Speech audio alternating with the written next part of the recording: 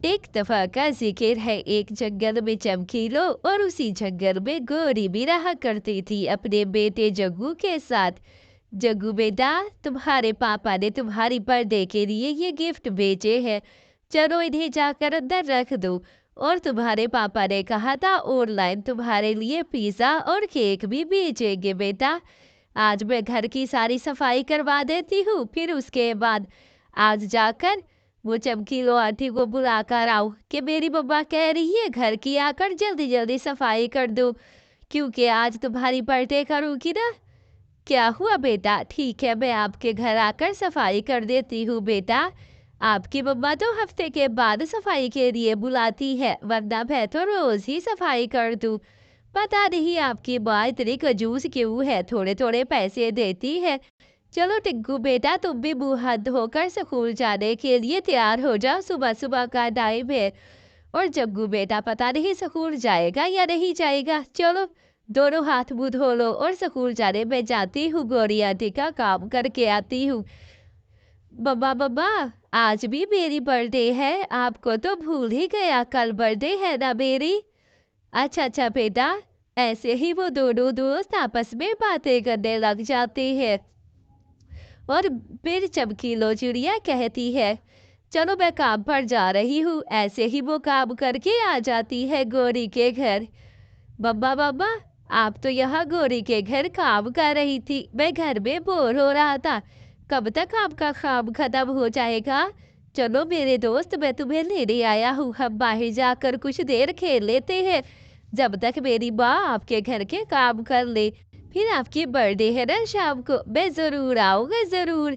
Chocolate वाला cake मंगवाओगे? कौन सा केक मंगवाओगे?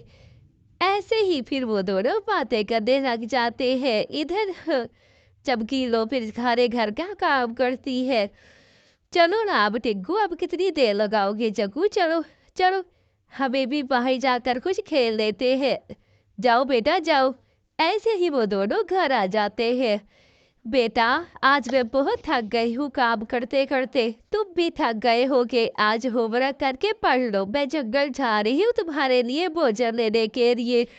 तुम्हारे लिए भोजन ले आऊंगी। और आपको पता तो है बर्थडे शर्डे मैं नहीं कर सकती, इतना पैसा नहीं है मेरे पास बेटा। ठीक है बा, ठीक है, मैं हर टाइम आपकी मजबूरी को समझ जाता हूँ, तो इस दफा भी समझ लूंगा। इसमें कौन सा बुरी बात है? जाइए आप मम्मा भोजन लेकर आइए, भूख बहुत लग रही है। ऐसे ही वो चमकील हो जाती है। ये क्या जंगल में ये कौवा क्यों ऐसे बेहोश हुआ पड़ा है? मैं इसे पानी तो पिला देती हूँ। ऐसे ही चमकीलो उसे पानी पिलाती है, वो कौवा जल्दी से उठकर बैठ जाता है। अब आपकी तबीयत ठीक तो है ना? अब यहाँ पर बेहोश हुए पड़े थे, क्या हुआ है? बताइए बताइए मुझे। मेरी जादू स्टिक जो है यहीं पर खो गई है, आप मेरी ढूंढने में मदद करो, मैं यहाँ पर बेहोश हो गया था। एक जादुई जादुई अंकल आया था, उसने मेरी स्टिक छीनने की कोशिश की, मैंने बहुत ज़्यादा डर गया था। और फिर मैंने कहा कि जादू स्टिक को मैं ढूंढ लेता हूँ, लेकिन वो मेरी जादू स्टिक लेकर भाग गया। चलो आप मेरे घर चले, थोड़ा सा आराम कर ले, उसके बाद आप वापस चले जाना। मैं भी बहुत परेशान थी अपने बेटे के लिए। ऐसे ही वो अपनी सारी बात उस कौवे को बताती है, और फिर वो कौवा भी बहुत खुश होता है और कौवा को साथ लेकर वो अपने घर चली जाती है। घर जाकर अपने बेटे को सारी बात बताती है, ऐसे ही उसकी ढूंढने में मदद करती है।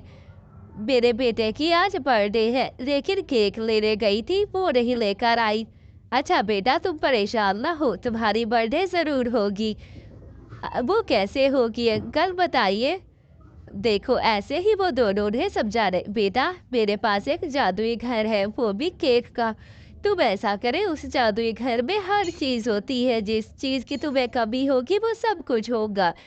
इस तरह टिग्गू सुनकर बहुत खुश होता है कि ये कैसा ही जादू घर है, मैंने तो पहले जिंदगी में ऐसा जादुई घर कभी नहीं देखा।